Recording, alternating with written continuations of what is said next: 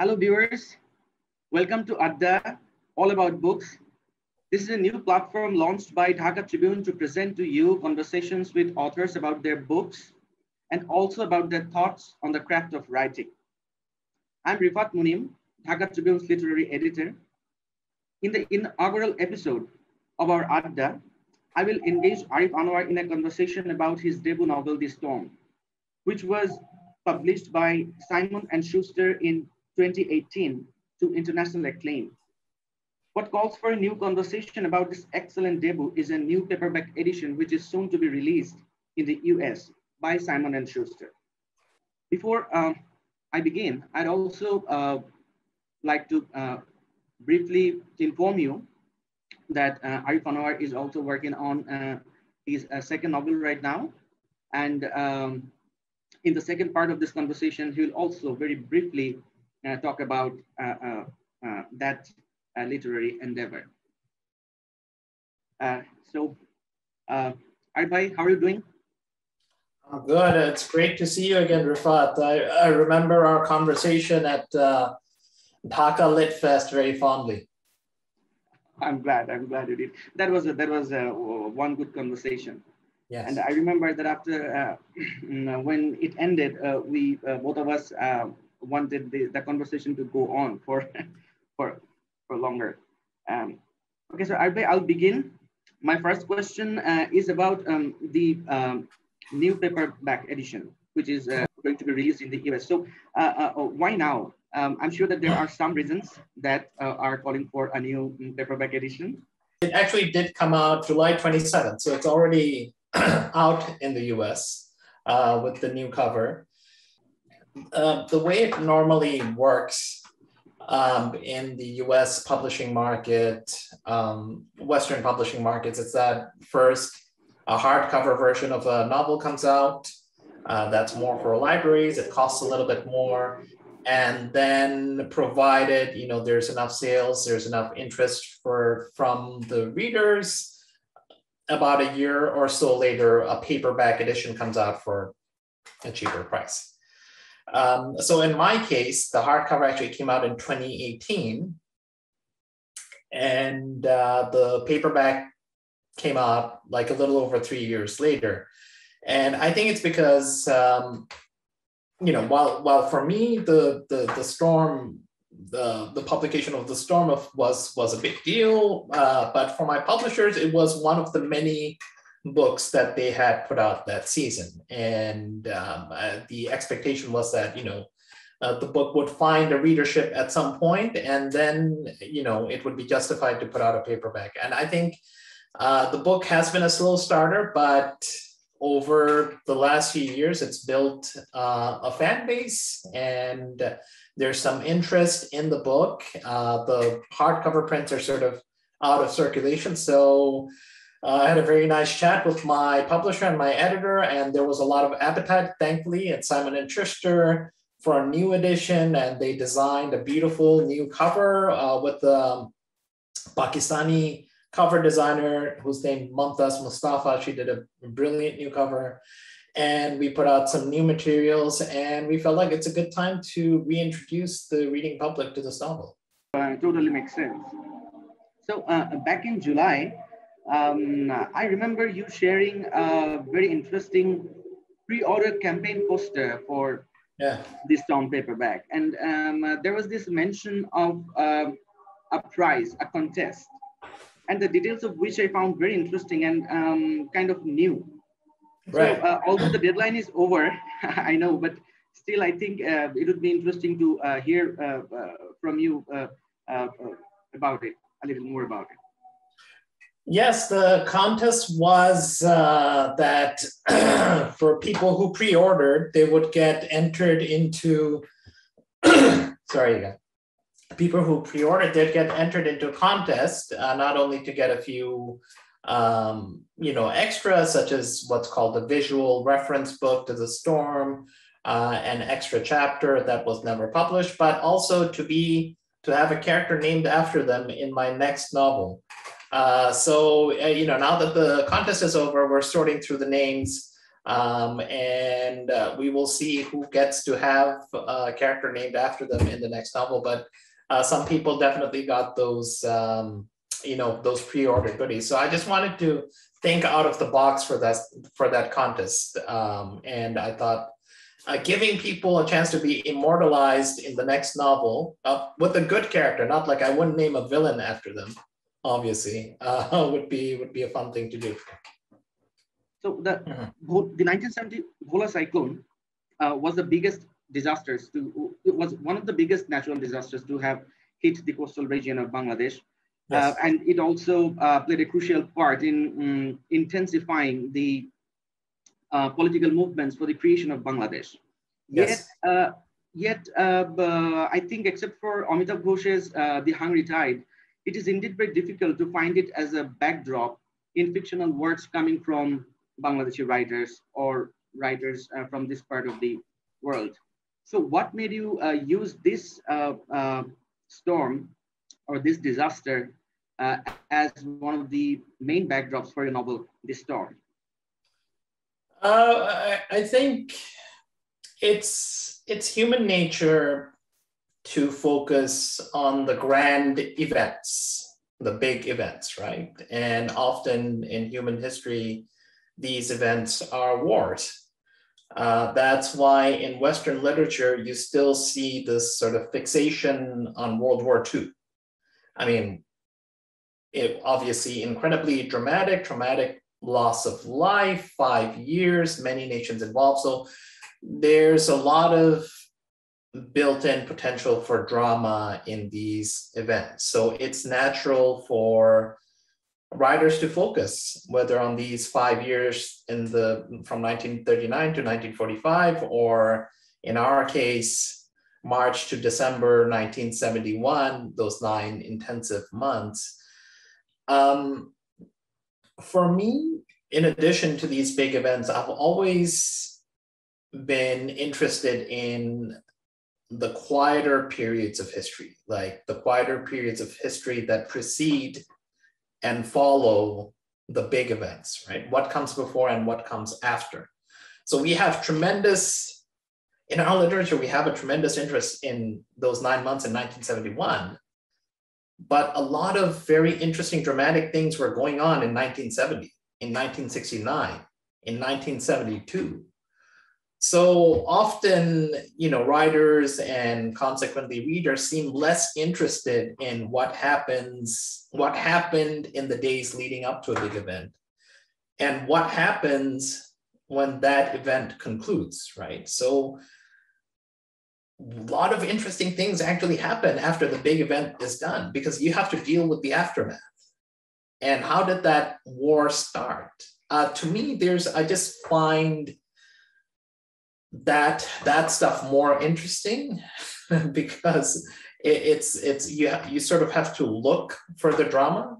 And obviously, even with the storm, the wars in 1971 sort of overshadowed it. So it never sort of got the spotlight that it needed in history. And it's the biggest natural disaster of all time, not just Bangladesh, of all time in recorded history. And it just, even in Bangladesh, we don't talk about it. And I said, well, why don't we talk about these things that came before and after the war? So I think that's why. I'm more interested in those, not in the main event, but what comes before and after. Before, your novel actually goes further back. And we also see you include 1946 and 1942. And there are episodes that are happening in Kolkata in 1946. And even then, as you just said that you are interested more in the quieter period of history. So when you are including, historical periods that preceded the Indian partition of 1947, you actually chose 1946. I think that is also another example of you siding with the quieter period of time. So the Great Action Day. So, and then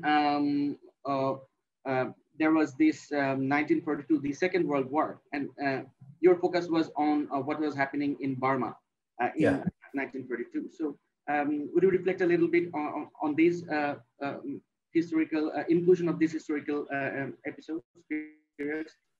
Yeah, I'll go chronologically. 1942, World War II was going on, but generally in Western literature, you see this focus, sort of a very Eurocentric focus.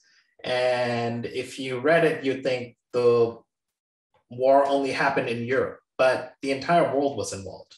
And the Burmese theater was actually the longest theater of war that happened in 1940. Intense battle between the British and the Japanese over this sort of colonial, colonized landscape, which was Burma at the time. So I thought that was more interesting. It's a way to sort of shift the focus. I always want the spotlight to not fall on center stage, but what's happening on the periphery. So I wanted to take that to the peripheries.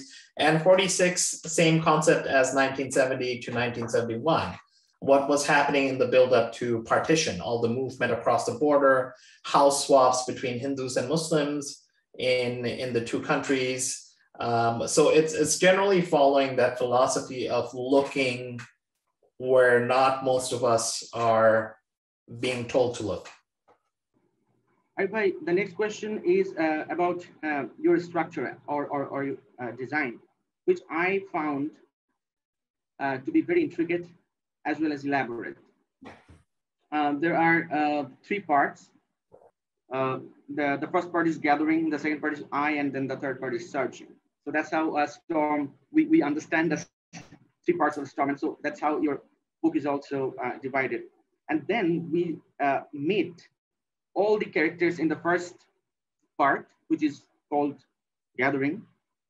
And then all the characters and their stories kind of make progress, but the final unfolding takes place in the last part, in the final part, which is called the searching.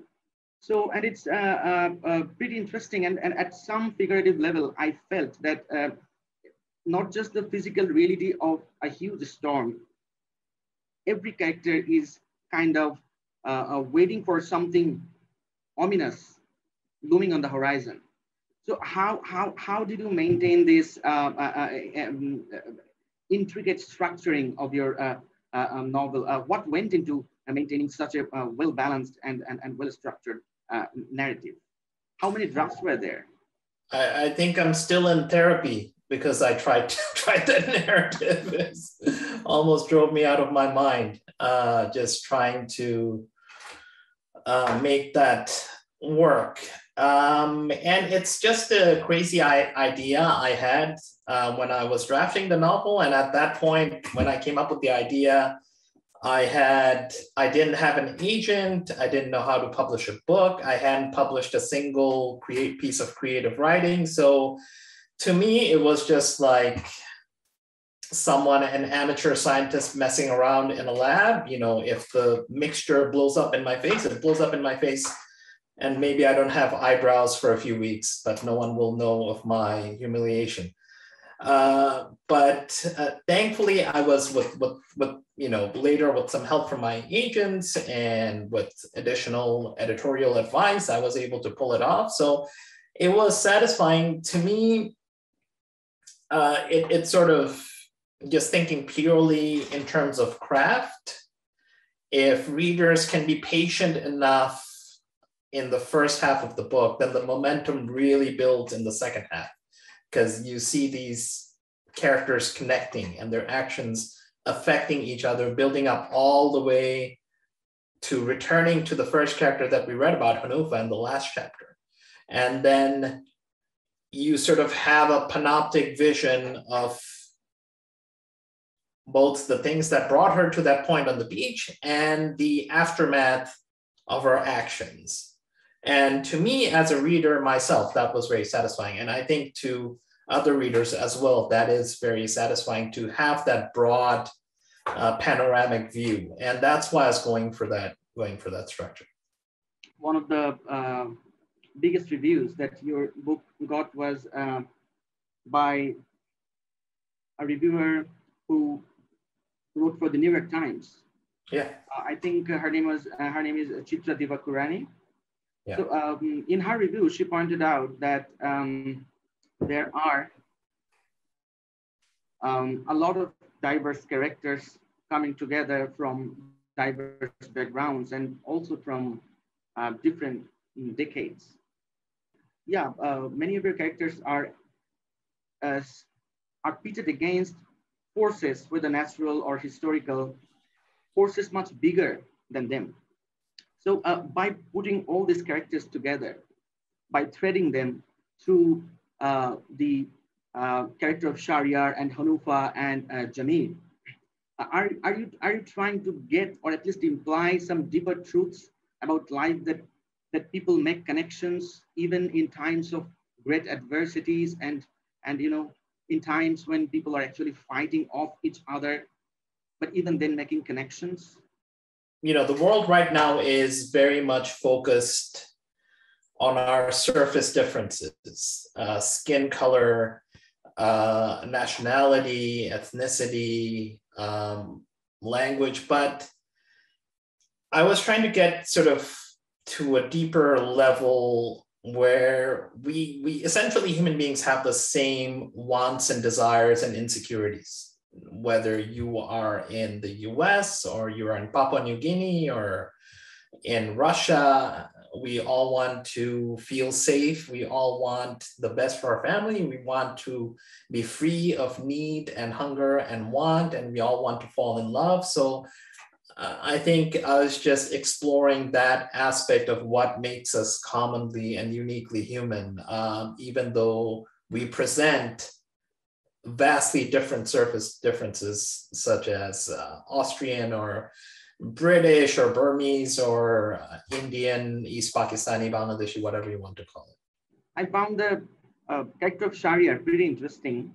Of course, I found all the other characters interesting, Hanufa, Jamil, and then even Ishiro and Claire. But in Shahriyar's character, there's this insistence on developing his relationship with his daughter, Anna. And the relationship develops in a way that he finally succeeds in teaching Anna the Bengali alphabets, and also how to write her name in Bengali. And this part of the novel is set in America, where the whole culture is Americanized, and so is Shahriyar's daughter. Mm. So would you like to comment on that? And also I found the way you used language. I mean, a lot of Bengali words you didn't shed your Bengaliness. So this aspect of Shahriyar, yeah, I often go back to this quote from the Portuguese writer Antonio Lobo Antunes, and he said, "My job as a writer is not to give you the book you want. My job is to give you the book you don't want," right?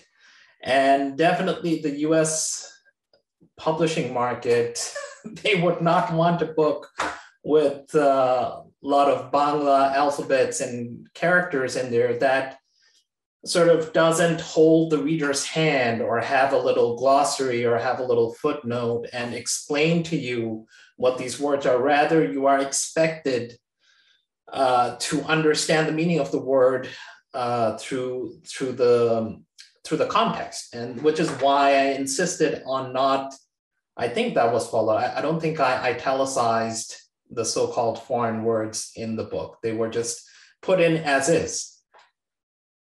Yes, because I did not want to draw attention to them, because that's not how we speak. So to me, it was important to maintain that integrity of the book, in that it would be as we encounter, when you and I speak, we will pepper Bangla words in our conversation. Or when we're speaking Bangla, we will pepper English words in our conversation, and we will not draw specific attention to those words. So I wanted to maintain that. And I just thought it would be cool to see the Bangla alphabet, I don't think alphabet is the right word, but we'll say alphabet, in an English novel, which I hadn't really seen anywhere else before. So my publishers were kind enough and they were totally accepting. They gave me no hard times. They went out of their way to make sure that everything was perfectly formatted. So that was really exciting.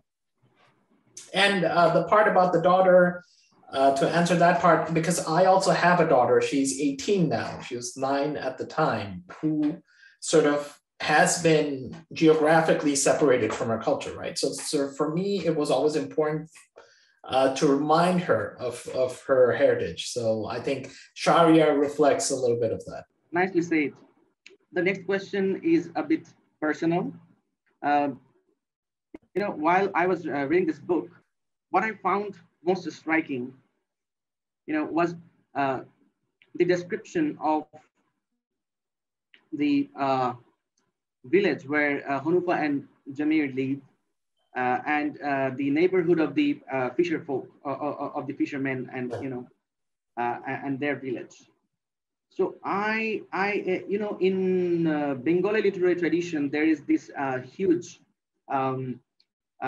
achievements in writing about fishermen's lives.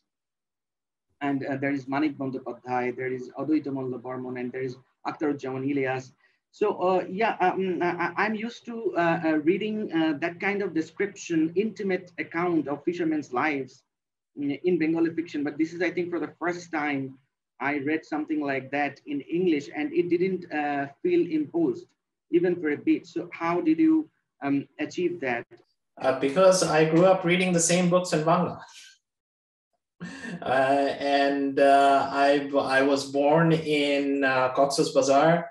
My father's home district is Borishal, so we've always been sort of close to the water. And I think just Bengalis are good at describing these things because we are a water people, right? So I think there are cultures that are water cultures, there are cultures that are desert cultures, there are cultures that are earth cultures.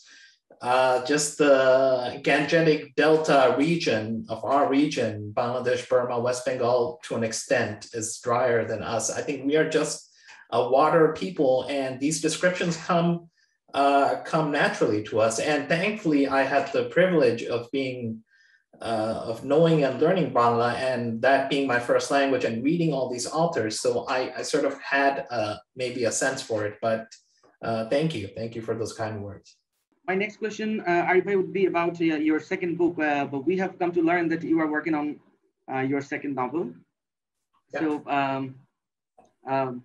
would you be interested in telling our readers and viewers a little bit about what the book is about and what you are trying to do in this second novel of yours? Yeah, absolutely. I'd be happy to share this. And I haven't really talked about my work in progress anywhere. I'm on the 3rd draft now, and it's a massive draft. It's like 600 pages, easily twice what The Storm was. And this is a concept or a book that I've been thinking about almost since the time that I started writing The Storm, but I just didn't have time to work on it back then. The working title right now, I can tell you, is Shikari.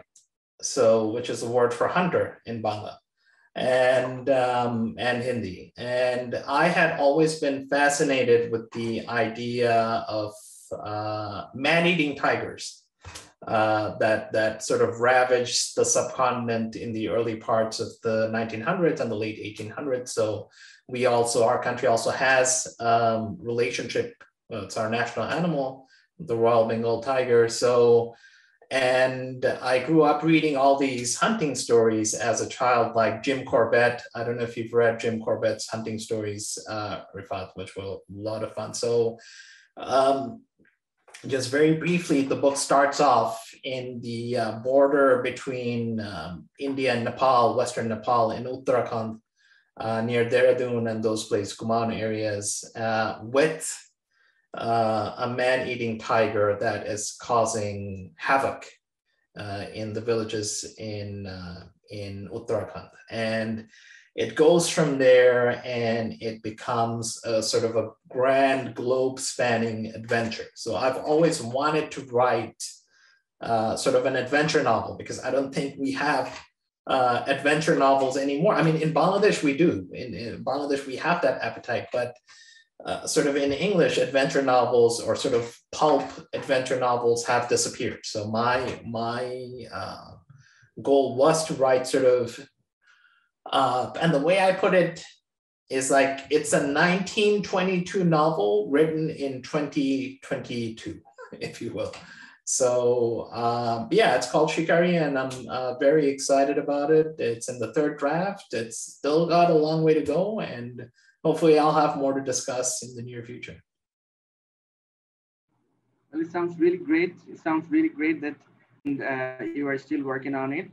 So I hope you'll be first to review once again. Yes, exactly. And once it does, we hope to be the first to review it in Bangladesh. So by now, I'll ask you a few questions for the benefit of aspiring young writers in Bangladesh, because you know a lot of Bangladeshi writers, young ones especially, they are actually taking fiction writing very seriously, and they have been sharing a lot of questions with me. So I have told many of them that, well, these are questions I should put to fiction writers. Yes. So I'll ask a few of those. So do you think that creative writing, fiction writing, or non-fiction writing can benefit a writer, an aspiring writer, to, you know, a master or to develop his or her craft? I personally did not come to writing through that route, the MFA route.